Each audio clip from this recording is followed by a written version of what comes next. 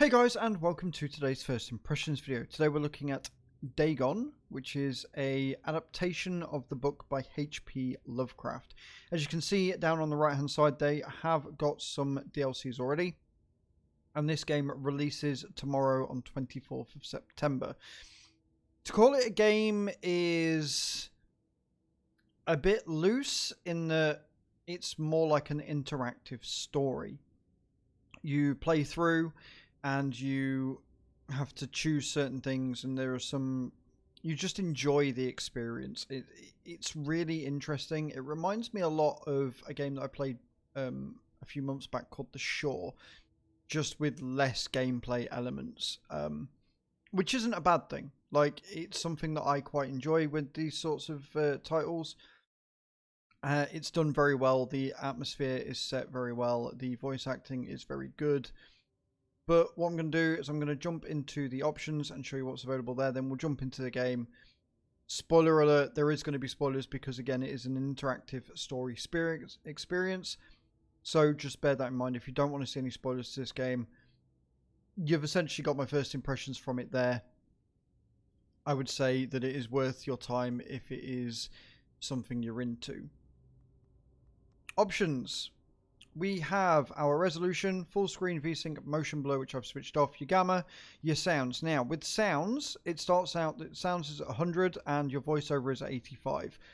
I would heavily recommend changing that to sounds to around 50% with voiceovers at 100. Otherwise, the music kind of overshadows the voice acting, which is not what you want because the voice acting is very good. It's a bit weird that they've made it where the voiceovers are quieter than the sounds. I don't quite know why they've done that. You can invert your access and you can have control of vibrations on if you so desire. Camera sensitivity, I can speak today, I promise, and text size.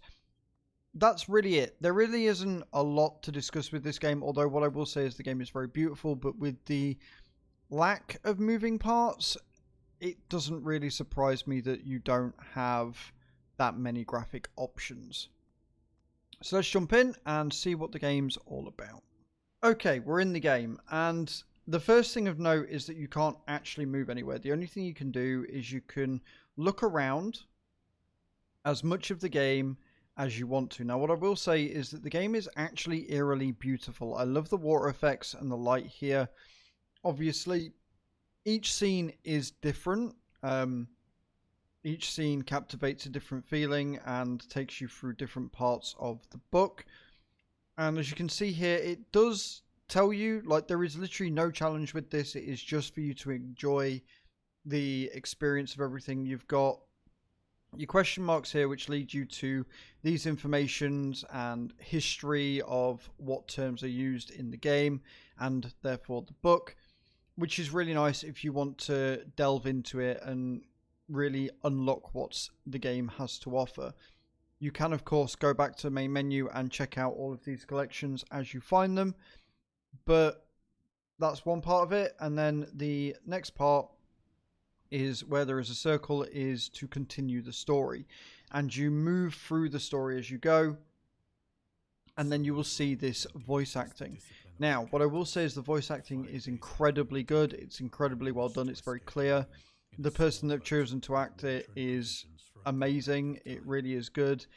What's also interesting is that they do bold certain words in the description when you read it. So I don't know whether you're supposed to take closer attention to those as you go through, but it's very interesting to me that that is something that you can do. And then once you're here, again, you look around, you'll see that there is a thing to advance the story, or you can continue looking and see if there is a question mark or something else that you can maybe learn.